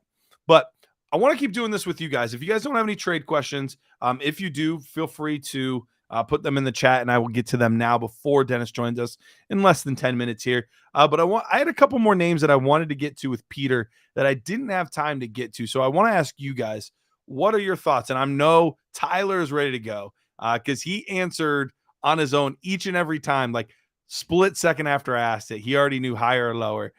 He did good with that. So let's go this year. He's ready. He said, LOL, he's ready to go. All right. So let's go back to the quarterback position. I only had one other one that I potentially wanted to talk about, and that was Mr. Daniel Jones. Daniel Jones, great season last year, especially running the football, which is what really boosted him up. He was quarterback 9, higher or lower for quarterback 9 on Daniel Jones this year. Brian Dable has done a really good job with that offense. We know we're getting Saquon Barkley back. He's saying push. Come on, Tyler. You got to get higher or lower. I didn't give you that option. He's saying push. Josh is saying lower. He said fine, lower, but like 10. I'm actually going to go lower as well. I wanted to go higher. I really wanted to. But when I think I'm putting Lamar Jackson back in there, I'm putting Tua back in there. I'm putting Aaron Rodgers back in there. Even Justin Herbert was behind him last year. So I think when you put all those guys in there, now we're going to start to see Daniel Jones at like 12, 13 is probably more likely. Because even like it wouldn't surprise me if Russell Wilson or Dak Prescott or Deshaun Watson, like there are lots of guys that could really push for him this year. There were a lot of off years, injuries, and granted, injuries happen every year. But I'm more in like the 12, 13 range this year for Mr. Daniel Jones. All right, let's go back to the running back position, and let's go with Aaron Jones. So we did Daniel Jones. Aaron Jones at running back 11, higher or lower this coming year? Lower for my boy Heavy T. I have a really hard time with this one. I'm going to say lower, though. I don't believe in the offense as a whole. I think they're going to be behind throwing quite a bit, which could benefit Aaron Jones, but I just don't know that I believe in it. So Stephen F. said, not a trade question, but wanted to get your advice on setting up a dynasty league with contracts, trying to figure out the best way to do it so players aren't held for an eternity on a team. So I've been in a few different contract leagues. There's a few different ways that you can do it. One of the ones that I have is basically you don't worry as much about the total money, but it's more focused on the number of total years that you can give to players on your team. So you can't give anybody a contract bigger than 4 years. It's the most that you can give to them. And when you give them the contract, once the contract is up, then you can apply to have like a transition tag. So people can use like their free agent budget to kind of like try to match your amount, or you can use your franchise tag, which means you would get them for one additional year. But if at some point it kind of gets to the point where you're just like, I just can't, there's no viable way to hold them anymore, puts them back in. You can institute like salary caps as well. The tricky part with that is free agent bidding gets a little weird. But you definitely can do it. I know like Reality Sports Online, and there's another one, but there are ones that are like set up specifically for that. So it's something to look into. But Dynasty Owner, that's the other one. Dynasty Owner, they have it set up with like real contracts and what their real contracts actually are. So you can do that as well on there. So if you're wanting to do that, I would check them out or check out RSO, and they'll set it up for you so you don't have to manually do a lot of that stuff, and it would make it a lot easier. All right, one other running back that I wanted to touch on that I didn't get a chance to. Let's talk about Mr. Jerick McKinnon. Jerick McKinnon was 20th overall last year. Higher or lower on Jerick McKinnon? And I'm guessing a lot of people are going to say lower. I'm actually going to say higher on Jerick McKinnon. I think that they are going to be throwing the football a lot. I like Pacheco, but I don't know. Heavy T said lower because I have Pacheco as a keeper. So there you go. I don't know about Pacheco. I like Pacheco, and I think that he could have a ton of work this year. And Heavy T and I were talking about he's keeping him like in the 9th. So I get that. The risk is more than worth it in the 9th round, but I think McKinnon's going to catch a lot of passes. So I'm going to say higher. Not much, like 19, 18, but I think he might be another legitimate RB2 again this year. All right, Keith says, hey, Garrett, you're a Browns fan. Is Jerome Ford going to be used in the same way as Kareem Hunt, or is he just a high-end handcuff? Definitely more the latter than the former. I think he's just a high-end handcuff, and he's been dealing with some injury problems, so he hasn't even been getting a lot of work in camp so far. So I definitely think it's going to be the Nick Chubb show, and he's just going to be, more of a guy that you have if you're Nick Chubb. You have him on your roster, but other than that, you're not feeling overly confident. All right, let's get one or two more in here before we get Dennis Bennett. Let's go to wide receiver 16, DK Metcalf. We saw Geno Smith perform a little better than we expected originally, but now we have JSN here. So is that going to affect him much, or maybe more Tyler Lockett? So DK Metcalf, higher or lower than wide receiver 16? I am leaning lower as of right now. I do think JSN is going to cut in slight bit, and I think we see a little bit of regression for Geno. I mean, Geno was quarterback 5 last year. So I think we're going to see a little bit of regression. But we got two guys saying higher. Peter and Josh are saying higher. Heavy T says lower. So I'm going to go with lower. I think he's going to be a little bit lower this year, just because of the possible Geno regression and the addition of JSN. Then let's go to Deontay Johnson. I know that there's a lot of truthers out there for George Pickens. Last year, Deontay Johnson was wide receiver 28, and I am absolutely going higher. Absolutely going higher. I believe in Deontay Johnson this year so much, mostly because he is due for tons of positive regression. He literally had 0 touchdowns last year. He was wide receiver 28 with 0 touchdowns. Heavy T saying lower. Josh is saying lower. Man, I am absolutely going higher. The odds of him being able to, one, it's a better offense than last year. It's improved offensive line. It's the second year with Kenny Pickett, so we expect him to take a step forward. Najee's healthy. Like, I'm absolutely doing it. So I am way higher. Like I'm talking 10 spots higher. Like I think he could easily crack into the mid wide receiver 2 range. So I am all about it. Josh says he's into the Pickens hype though. I have a hard time seeing him separate. I don't know. We'll see. Keith said he traded Pickens for DJ Moore. I like that. I would absolutely want DJ Moore there. All kinds of, can you take me higher? Love it. Love it. Love it. Love it. All right. Let's get Dennis Bennett in here on the Better Sports Network. Dennis Bennett, how you doing, buddy? Man, I am doing good. Rocking the Guns N' Roses shirt. Took my 12-year-old to his first concert Tuesday night. Did you really? Motley Crue and Def Leppard, Alice Cooper at Ohio Stadium.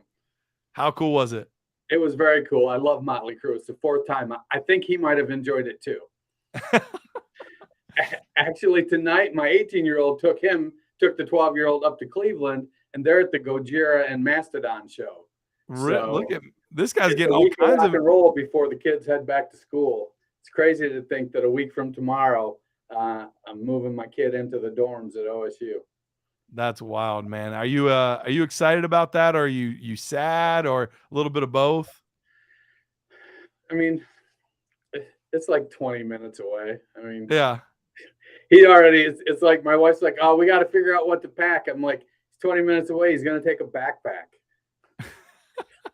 He's already planning to be home twice a week for rehearsal for his band. They rehearse next door at the neighbors, and that he's going to then be home on Sundays because he works at the music store on Sunday. So he'll come by the house and say hi, probably on Saturday too. We'll see. It'll be just like now, except we'll have to get over worrying about whether or not he's coming home.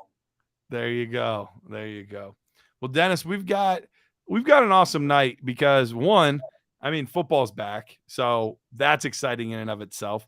But two, we're going to be heading to the Fantasy Football Expo. So I wanted to touch on the Fantasy Football Expo before we get into preseason week 1, talking about the things that we're looking for, some of our expectations, things like that. Dennis, for those that are not familiar with the Fantasy Football Expo, give everybody a rundown of just what is it and what is it like? So it's wild because the expo is like the actual expo is like 6 hours on Sunday. But like the poker tournament started tonight. Like there's people that have been arriving in Canton all day today. Drew Davenport, the host of the Auction Brief podcast, he's got a big poker tournament going on. I think Rich made it to the final table last year in the poker tournament. So there's stuff going on. Tomorrow, it'll be registration, people coming in. We got a shuttle bus that's going to be running from the hotels down to Centennial Plaza for the event on Centennial Plaza. Like last year, that was bonkers. There was cornhole tournament going on, a dude playing the violin, the biggest TV I've ever seen, probably a whole bunch of little TVs all put together, showing the Browns game. And literally probably somewhere between 500 and 800 people just down there having a good time, talking fantasy football, getting to know each other. I mean, we saw guys like Matt Deutsch, the guy who founded this network. That's right. Andy Behrens, Brad Evans, Mike Clay, Michael Fabiano, Bob Harris, you, Rich, Matt, Jared. It was like Kendall Valenzuela, Howard Bender, so many of the names because they come in Saturday. So they arrive because the initial thing that prompted this was the Kings Classic, which started a couple of years before the initial Fantasy Football Expo. And that's where like 14 of the biggest names in the business get together and they do a snake draft, take a break, splash some water on their face, and then they do an auction draft. And they do it at the Hall of Fame. And you can swing by and watch them and wave to them, say hi. There'll be stuff getting set up at the Hall of Fame. So that goes on. There's draft night out, hosts all these that you can sign up. I don't know if they have any spots left, but last year I think they had something like 80 or 90 drafts going on at draft night out. All these leagues going on, and you mean Scott Fish is there. You just see so many people that you interact with on Twitter. You watch their shows. You see them on ESPN and NBC Sports and CBS and Yahoo, and they're all just, great people there to have fun, share fantasy football, have a good time, and then there's always the flag football tournament. I don't know about you, I'm out. My days are over. I thought about it. The problem is I keep not being able to get there like soon enough to play in it. So, but I've thought about it. But at the end of the day, I'm like, I don't have to prove anything anymore. So one of the things you'll see a lot. There's two narratives on Twitter. One is the fantasy football gatekeepers, and the other is kumbaya, everything is beautiful. And when you get to the Fantasy Football Expo, it's so much more everything is beautiful than you could ever expect. People have spats on Twitter, and sometimes we let it carry over into our regular lives when we interact with people. But for the most part, we're just a bunch of grown-ups and young adults and old men like me that love playing fantasy football, want to have a good time, meet people that also love to play fantasy football. It doesn't matter if it's redraft or dynasty or best ball or IDP or standard or all flex, whatever. You find people there that play in all kinds of stuff. The expo is just this massive thing of all these booths, all these people, different shows, different people hawking their wares, people doing panels. There's all kinds of discussions going on. The Women of Fantasy Football was one of the most, had some of the largest attendance for any panel last year. And you know what? Rich is he's commissioning the Kings Classic Dynasty League draft this year. So it's just an unbelievable time. And then like any conference you go to, there's always the after hours, for sure. You gotta be careful. You can't get too loose. You got to comport yourself in a professional manner, even when you're having unprofessional time. You don't want to, you don't want to make a scene. No names, but there have been some nerds in the past that have struggled with that. So we are very familiar with how that works. All right. So I'm getting there Saturday. Dennis, what time are you getting there? I'll be there tomorrow. I haven't decided when I'm leaving. My wife will leave for work about 8:30, 9 o'clock. I'll get around. I'll probably leave 10 or 11. Sure. What time we check into the nerd's house? Probably 3 o'clock? Something like that, yeah. I usually go. So the DoubleTree is the hub.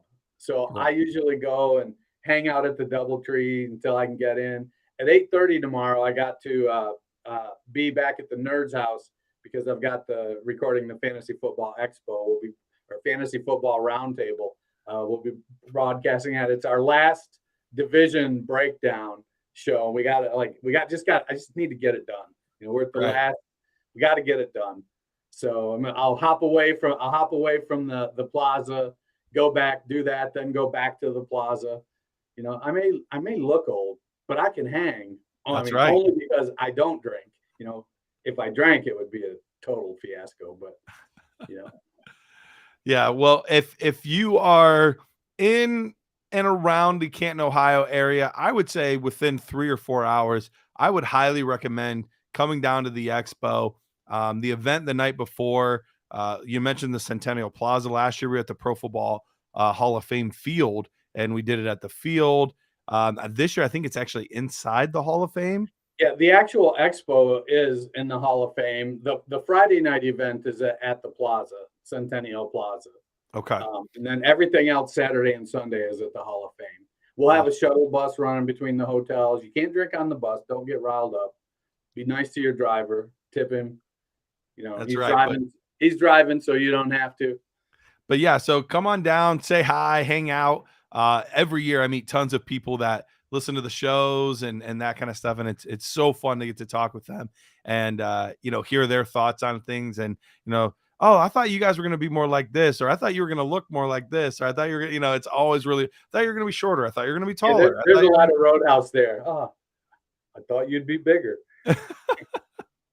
Absolutely. Everybody seems actually what's happened is everybody's like, man, everybody's so tall. There's so many tall people in the industry. There are.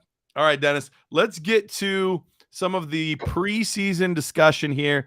And Dennis, what's your overall, before we get into more of specific things, specific players, what's your overall thought on how we evaluate the preseason for fantasy football purposes? Is it something that you give a lot of credence, a little bit of credence, only with certain players or situations? Like, what are your thoughts on it? Well, there's clearly a stars and scrubs approach to preseason. Like, there are just some people who are going to play, if at all, maybe 1 or 2 series the entire preseason. Right.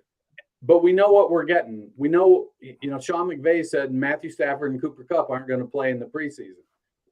Aaron Donald isn't going to play in preseason.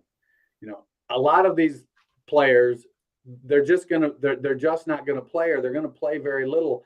There's no question about the role they have in their team, and the role that they'll play for fantasy football. So those are the stars. The scrubs are the guys that, maybe they're breakouts. We did a series on Dynasty Nerds, deep stashes, and those are those guys. They're trying to make a team. They're trying to catch on. They're trying to be the next Arian Foster, or the next Tom Brady, some guy that comes out of nowhere, a 6th, 7th round pick, a free agent, and just make a play and catch an eye and they want to become relevant for their career, and we want them to become relevant for fantasy. So there's those guys. Then there's the guys in the middle. You got the stars and the scrubs, but there's, when the stars are out, we want to know, like, all right, who's the number 2 guy up in Minnesota? We feel like Madison's going to be the guy, but I think most of us also feel like he's not going to get the work Dalvin Cook got. Right. He's going to be the guy, but he's going to share a little more. But is he sharing it with Chandler? Is he sharing it with McBride? Is he sharing it with both of them? So we're looking for those to see like, how's O'Connell going to use those guys? I got the TV on. It's great. I got my big TV right up here above the screen and the camera. So it's, I'm so happy football is back. Well, the Vikings came out and right out of the gate throwing the ball to Jordan Addison. Yep. There's been a lot of, he's kind of been anointed to take over, but KJ Osborne had a real good year last year as the wide receiver 3 in Minnesota. And so I don't think he's just going to give it away. But I also think Addison is the better player. And so what I'm watching for is confirmation of that. I saw this meme on Twitter today, and it was like, do preseason games matter? And it's like arrow going, does it confirm my prior biases? Yes.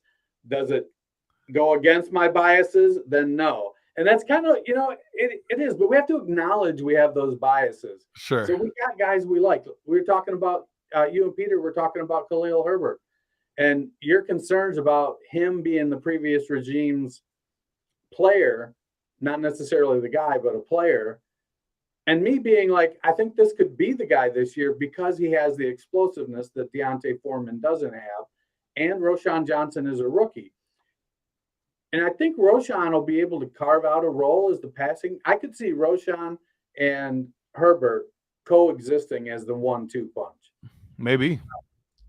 I don't know that Foreman, I think Foreman is going to be a guy that is in that phase where he's going to be on teams for a little while, but he may not necessarily be consistently fantasy relevant. He's not at the Lat Murray stage of his career yet, but he's getting there. He's not far off. Yeah, he's getting there. And we've seen Herbert pop. Herbert's got good size, 5'9", 211 pounds. So he's got a good BMI, and he's explosive. We saw him make plays. At his size, you'd love him to be, more accomplished in the passing game than he is. but he didn't. That just wasn't part of what he was expected to do. So I like Herbert's opportunity this year, and I like that, his second year in the system, he's going to be able to. I think he's going to be able to take a hold of it. Do I think he'll be the guy there in 3 years? No, I don't. But I think this year I like him. See, Dennis, this is how you know that you are a true professional. You managed to go from, let's talk about general thoughts on preseason, and you figured out how to seamlessly talk about your boy. That's what a true professional can do. You make them answer the questions that you want. It's what I like to see. So generally in preseason, I felt like I did kind of answer it. We're talking you did. You just snuck it in. Big themes. Like, you have to listen. There's so, like I posted in the chat earlier, Pete Carroll's a liar. Yeah. I'm there. I have genuine concerns about Kenneth Walker's shoulder. Yeah. But I also saw this thing today where it had a picture of Zach Charbonnet and next to a picture of Kenneth Walker, and Charbonnet is all, and Kenneth Walker's all.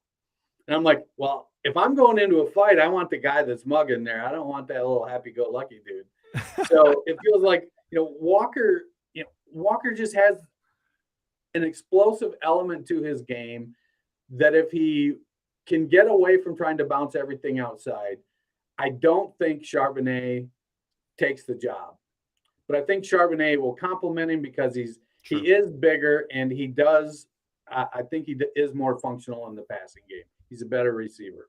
Yeah, no, I'm with you. Hal asks, what do you think about McBride? So speaking specifically about him, obviously Ty Chandler did awesome on the first drive, 5 carries for 27 yards, threw in 2 receptions there for 12 yards. So he was the offense on that first drive there. And Ty Chandler out of UNC was a guy I really liked, but McBride, I loved his tape. Just a physical, I'm going to run through your face. I don't care if you get out of the way or not. I'm going A to B. And I loved watching him play. I thought he was a really talented running back. Any thoughts on McBride? I want to see if he's, dollar store Adrian Peterson, or if he can catch the ball. Sure. He's got fantastic balance, good burst. When it comes to running the ball, he's a dude. And I just don't know that he has the talent to be a 3-down back, or get the lion's share of the fantasy relevant plays if he can't do things in the passing game, because I don't think he's as talented as Adrian Peterson. And, Peterson was good enough that, if he got a couple dump offs a game, you were satisfied with him in the passing game. I don't know that McBride is going to be a guy that runs the ball 25 times a game. But when he does run the ball now, what we've seen coming out of college, good acceleration, good burst, great balance. I think I think right now it looks like it's going to be Chandler as the number 2. But I don't think I feel like McBride will still get an opportunity.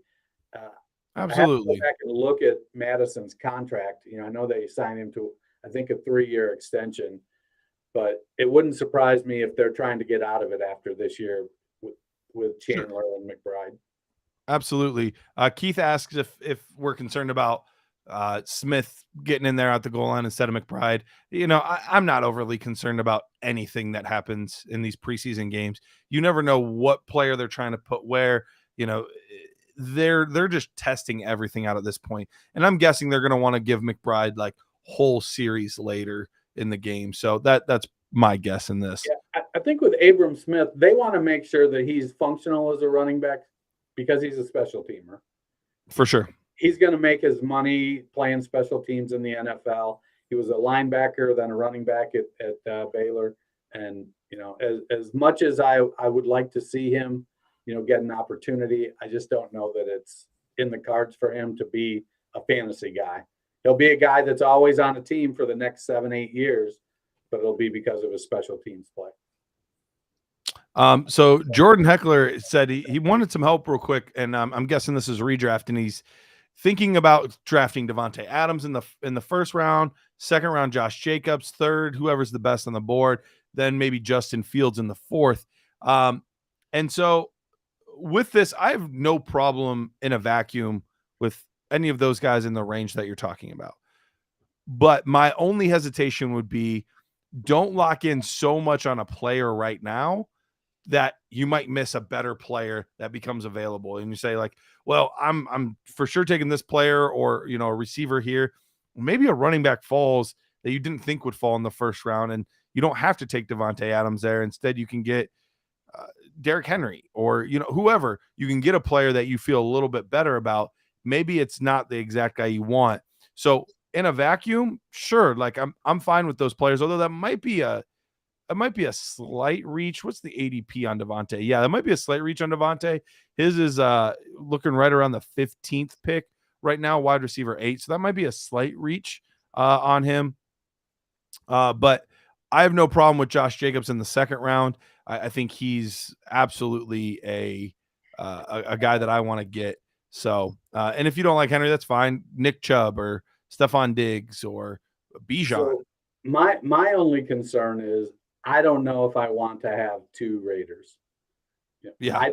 I'm a little, you know, I don't know how much I trust Jimmy G, and I certainly don't trust Brian Hoyer or is Hayner their 3rd, that rookie they drafted, you know.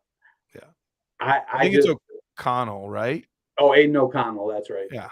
Yeah, Hayner's in New Orleans. So I just don't know if I want to invest that heavily in the Raiders, because I don't think that offense is going to be very good. Yeah. No, I can see that. My boy DJ Dallas is out here playing right now. So we should probably just turn the show off so we can all watch DJ Dallas. So DJ's got a great opportunity to establish himself. Kenny McIntosh is out. DJ's a little bigger, has better lateral movement, a little bit faster, not a lot, but he was in the 4.5s. Yeah. McIntosh was in the 4.6s. You know, I like DJ to be able to hold on. I think Kenny McIntosh is, you know, who was our cat Dan Toomey. I had a chance to meet McIntosh down at the Senior Bowl, and let's just say he didn't make a favorable impression. And so I think that McIntosh has to understand, like, hey, maybe I should feel like I should have been a 2nd round pick, but I was a 6th round pick, and I need to start acting like a 6th round pick and bust my ass to make this team and earn an opportunity. I just don't, you know, some people, you know, we see people all the time that just can't quite get over that hump of feeling like they were slighted because of where they landed. They don't go put in the work like a 6th or 7th rounder or an undrafted free agent, and they can't turn that corner. Yep. No, absolutely. All right. So let's get a little more specific. Are there certain things or certain players that you're really keeping an eye on? Obviously, you already mentioned Khalil Herbert, but are there certain players or situations that you're monitoring closely because you want to know how this plays out? I think for me, I'm looking at a couple things. Like in Tennessee, I want to see how fast Tannehill and Hopkins develop chemistry. You know, they didn't throw the ball a lot in the past, but Burks looks pretty good. And Hopkins, if he's got something left in the tank, that can really balance that team and make it easier for Derrick Henry to last. You know, at 29 years old, I get it. He's a unicorn, but we're heading that cliff is coming. It's getting closer. It may not be here yet, but it's getting closer. Tannehill's older. Can Hopkins and Tannehill develop chemistry fast enough that it benefits Henry, that it benefits Burks, that it benefits Okonkwo? And if they can, just because, you know, Hopkins' name garners respect. Now, if he goes out there and plays like Julio Jones did, it'll go away quick. But if he goes out there and he's DeAndre Hopkins, then that whole offense, the mentality of it will really become really aggressive, like Mike Vrabel. Not necessarily aggressive deep shot, but aggressive, we're going to just pound it down your throat, whether we're running it or throwing it. So I want to see in Tennessee, how does that develop? Yeah. The Bears, you know, they're playing Tennessee. I want to see, does Justin Fields start to play with more anticipation and run less after he doesn't see his first read. To me, that's going to be key. And they've got some weapons, but we'll see. I'm watching Tampa because I want to see if Mike Evans can get his 10th straight 1,000-yard season. But, man, if he gets 1,000 yards, he may be the only guy in Tampa catching balls. And that makes me fear for Chris Godwin because, Godwin is younger and probably more talented than Evans. Just the things Evans does, he does so well. Right. I want to, I'm looking for those for things like that. I'm team big wide receiver. So I heard you guys talking about Sutton and Judy. And so I want to see Sutton succeed. I've liked him since he came out, and he's kind of got a raw deal a couple times. He got injured, and then came back, everything was healthy, and then he got the worst version of Russell Wilson that we've ever seen. I want to see Sutton kind of have a couple breakout seasons in a row. Yeah. So couple guys that I have my eyes on. I'm really watching the Miami Dolphins because I want to see what's going on with Devon Achane. There's starting to be some buzz. There's starting to be some hype building up at camp. Some of the other players are talking about how electric he is, how he moves. This is a guy that on the Nerds podcast, we hyped up quite a bit. We thought we weren't overly concerned with his size. So I'm a fan of his. I am. And I thought this was a hand in glove fit for what the Miami offense, that outside zone type of scheme. I thought it was a hand in glove fit for the speed that Devon Achane has. So I am absolutely keeping that in mind, keeping an eye out on that one. Another one that I'm keeping an eye on is staying home, but I'm wanting to see Elijah Moore. I'm wanting to see what Elijah Moore does once we get, some time with Deshaun Watson, all of that. Like I'm absolutely looking at that as well. And then the third one that I'm keeping an eye on, and we're starting to already hear some things in camp, but I'm really wanting to see, does it look like, and we probably won't get Pat Mahomes enough to really get to see this for sure, but I want to see, is Sky Moore going to be that guy? Because I'm a big fan of Sky Moore. Is he going to get the work to be that top end wide receiver for Kansas City? And if he's the top wide receiver for Kansas City, that's a pretty nice team to be the top guy on. Yeah. I late in draft season last year, I kind of moved off of Christian Watson and onto Sky Moore. And so I grabbed a couple shares of Sky Moore on some of my teams. I think Moore is in the right spot. I just don't trust Kadarius Toney. We know that Kansas City is a fairly sophisticated offense, and that Patrick Mahomes and his ad-libbing takes some getting used to. You have to develop that chemistry with him. And it's rare that it happens with a rookie. It's like right now it's avoid Rashee Rice time and wait till about week 8 or 9 and then get Rice thrown in when he's doing what Sky Moore did last year. Prepare for next year. So I like Moore. I think he could. To me, he feels like he's going to lead the wide receivers in receptions and probably yards as well. Yeah, and if that's the case, I'm thrilled. I'd be absolutely thrilled. Jordan Heckler, he asked a little bit ago about Bijan Robinson in the first round, saying that he wouldn't draft him in the first round. So right now, ADP wise, Bijan Robinson is going as the 8th player off the board, the 4th running back, and I'm all in. Like, I get it. I get that it's scary to draft a rookie that early, but Bijan Robinson, one, you don't take a running back top 10 unless he is truly an elite talent. 2, he's going to a situation with a team that just ran the crap out of the football last year, despite it being Cordell Patterson and Tyler Algier, who are not near the talent that Bijan Robinson is. And 3, he's a really good pass catcher. So I'm absolutely all in on Bijan Robinson in the first round. I would take him The only players that I would not take ahead of, or that I would take ahead of him, I would be taking Justin Jefferson, Christian McCaffrey, Jamar Chase, and Travis Kelce. Those are the only 4 I'm 100% taking ahead of him.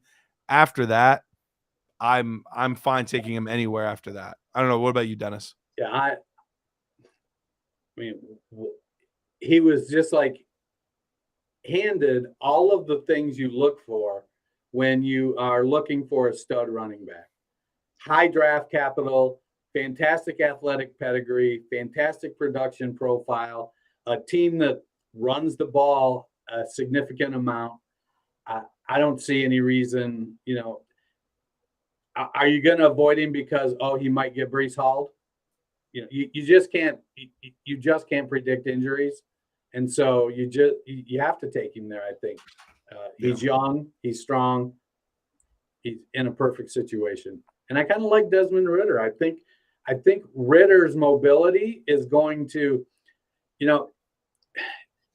while he may end up not being the answer in Atlanta, I think his mobility will allow the Falcons to keep some drives alive and give some additional chances to Bijan Robinson. Maybe it's only 20 chances over the 20 additional opportunities over the course of a season, but that's 20 opportunities. Absolutely. So I think he's going to get the ball a lot.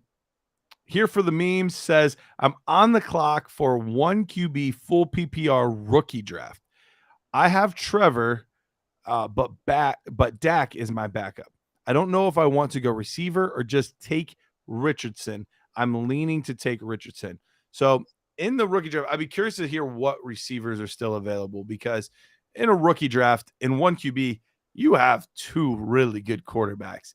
You really don't need a third, but I'm a big fan of taking the best available player. So if you think you can take Richardson and then either trade him or trade one of the other quarterbacks for, a high-end running back, high-end receiver, something like that, then absolutely do it. But I'd be curious to hear who the wide receivers are on the board, because I'm in a 1 QB. I'm not taking him ahead of Addison. I'm not taking him ahead of Zay Flowers. I'm not taking him ahead of Johnston. I don't know. He'd be like right in the Mingo range for me. And I'm probably still taking Mingo. I don't know. What are your thoughts, Dennis? Richardson is a lottery ticket, because I don't think there's, when you look at the range of outcomes, I think he's going to be, not great or freaking fantastic. I'm not sure that the probability isn't on, he's a Derek Carr level mediocre quarterback. I think he's either going to be worse or he's going to be a lot better because of the rushing ability. And he only started 12 games or 14 games in college. So there's a big lack of experience, but he has a lot of tools and a lot of traits. And I think if you do take him, then you're saying, I'm willing to sell Dak cheap, because you want to get something. What are you going to get for Dak? A 3rd round pick, maybe in a 1 QB league. At this point, he's almost 30. So I don't know that you're going to get high value for Dak or for Lawrence for that matter. That's one of those. It's tough sometimes when you take the best player and you have a lot of players at a non-premium position. And in a 1 QB league, you end up with what could be 3 top 15 quarterbacks in a 1 quarterback league. And it can be hard to sell to people, because they don't have to help you out just because you drafted. So, right. But then again, there isn't this class drops off pretty quickly. So in that one, I could see the Charbonnet Mingo area is where I'm looking at it and thinking, maybe I'd probably still take Charbonnet and Mingo first. I think I would too. But if somebody said, no, I'm going to take Richardson, I wouldn't be like, oh, you're crazy. Right. No, I'm absolutely with you on that. And Jordan saying he's excited for the streams this year. I appreciate that, man. Every Thursday night we're here from 9 to 11 p.m. Then Hal asked the question that is something that we kind of touched on the Dynasty Nerds podcast, but I think it's good discussing here. Will Bijan, and maybe not just Bijan, but will Bijan be good enough to get Ritter a second contract? And that's something that I think is going to be an interesting thought, because this team invested a lot in their defense. They brought in guys like Jesse Bates and Calais Campbell and different guys like that. But they brought in some really good defensive players. They have 3 elite offensive weapons in Pitts, Bijan, and Drake London. And then their offensive line, PFF has them ranked as a top 10 offensive line. So really, this entire team is set up to be good. The only question is, can Ritter be that guy?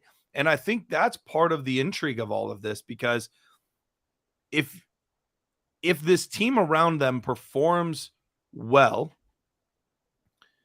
Ritter is maybe going to find himself keeping this job unless they get a big-time free agent, because they're not going to be picking high enough to get a Caleb Williams, to get a Drake May, to get, so if they're picking in the teens and in the 20s because their defense and these other weapons are propping this whole team up, they might not be in a spot to get one of those top-tier quarterbacks.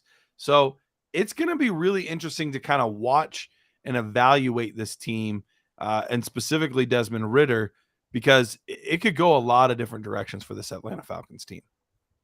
Yeah, I agree. I think, they've got 3 first-round picks and 1 second-round pick on their offensive line.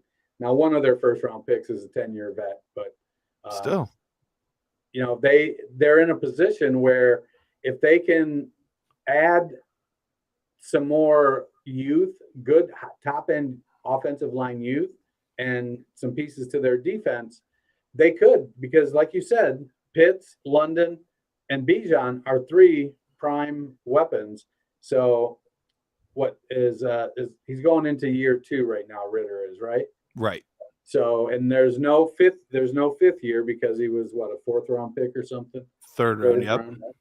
So, they could be going into next summer looking at him and saying, we want to extend you for, 3 years and at $20 million a year, $25 million instead of the 50, because, well, we think you're good. We see you growing, and we want to tie you up for a couple more years, but not break the bank. I don't know. Yeah. They've got some tools there that could get him a second contract. Absolutely. All right, let's get back on track with the preseason stuff. Dennis, what other things are you looking for during the preseason time? Is there anything else that you do during this time, whether it's, specifically with the players or the games or the situations, or even just this time of year as you're prepping for your drafts, your redrafts, your all that kind of stuff? Like, what are you doing this time of year? So I'm starting to kind of clean up rankings, figure out, especially because we do redraft rankings for the Fantasy Football Roundtable show. So I'm getting my rankings ready for that, making sure my standard rankings for Dynasty Nerds are getting tidied up, getting rid of those players that are not making teams, that are getting, that are losing their spots and moving down the food chain. And then looking for targets. I look at my leagues and I try to think, well, what does this team need? Where am I in the cycle of, total rebuild to dynasty champion contender, and trying to take a look that, it's great to say, oh, well, this is when you trade for picks, but most smart dynasty owners aren't looking to trade their picks right now. Right. So you want to see how the teams play out and get a start. And if I think I've got a team that's ready to rebuild, I'm starting to put it in position. I'm looking to see who steps up, taking a look at pulling out the old Dynasty GM League Analyzer and saying, who are these guys that are going into the season in that 5, 6, 7 range, that if they had one more guy, it would bump them up into the 3, 4 range and make them feel good, and it would help me. And so I'm kind of starting to lay the groundwork for who I'm targeting. Am I targeting players? I'll see, if there's a player that's been injured, maybe he's a little slow coming back from an injury. Is that somebody that's worth targeting? Breece Hall, for instance, if they sign Dalvin Cook, there'll be a panic sale in some leagues. So you want to make sure you're getting ready for that stuff. If Trey Lance gets moved, is he getting a real opportunity? So I'm kind of looking for these types of things to see how can that help me. And then I'm looking kind of in preseason for guys that I may be wrong on. And a guy played tonight that, based on tonight, I might be wrong on Tank Dell. Yeah, your team big wide receiver. I am. Name-wise, he fits. Is he's built just right that he doesn't look short when he's out there. Like Deuce Vaughn looks tiny. But Right. Tank Dell, when you see him, unless he's next to people, he doesn't look 5'8". No, he doesn't. And it helps that his name is Tank, so maybe he sort of fits in team big wide receiver, even though he isn't actually, but his name's Tank, so it makes him sound a lot bigger. All right. So another thing that I like to do is I kind of like to reevaluate my projections on the year once I start seeing some of these preseason things. So, as I'm watching, like tonight, I kind of thought that Chandler would be the backup, but I didn't know for sure. And so that shifts the projections that I have on some of these guys.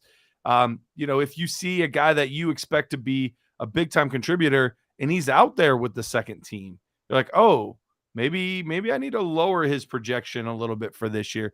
So it kind of helps me figure out my projections, specifically when I do like the Fantasy Pros rankings and things like that. That kind of helps me evaluate, like, where was I a little bit off in my initial thought process? What was I missing something there? So that's one of the last things I like to do is like evaluate my projections. So, well, Dennis, that's another Thursday come and gone, my man. Tell everyone where they can find you and anything you might be working on right now. Well, I'm just, making sure we're getting our articles out, doing the Fantasy Football Roundtable. My schedule has changed around a little bit, and so Peter and I are figuring out if we can reschedule the trade show. Tuesday nights seem to be troublesome for us now. But I'm here on Thursday nights, and I'm having a good old time getting ready to win some leagues. Awesome, man. Well, you can find me on Twitter or whatever it's called now at Dynasty Price. We are getting dangerously close to the beginning of the season. So we will be talking more and more of the start of the fantasy season, not just prospects anymore. Now we're digging into exactly what's going to happen for this season. So I'm excited. So for myself, for Peter that was on earlier, appreciate you coming on, for Tennis Bennett, and for Heavy T behind the scenes, we'll see you guys next week.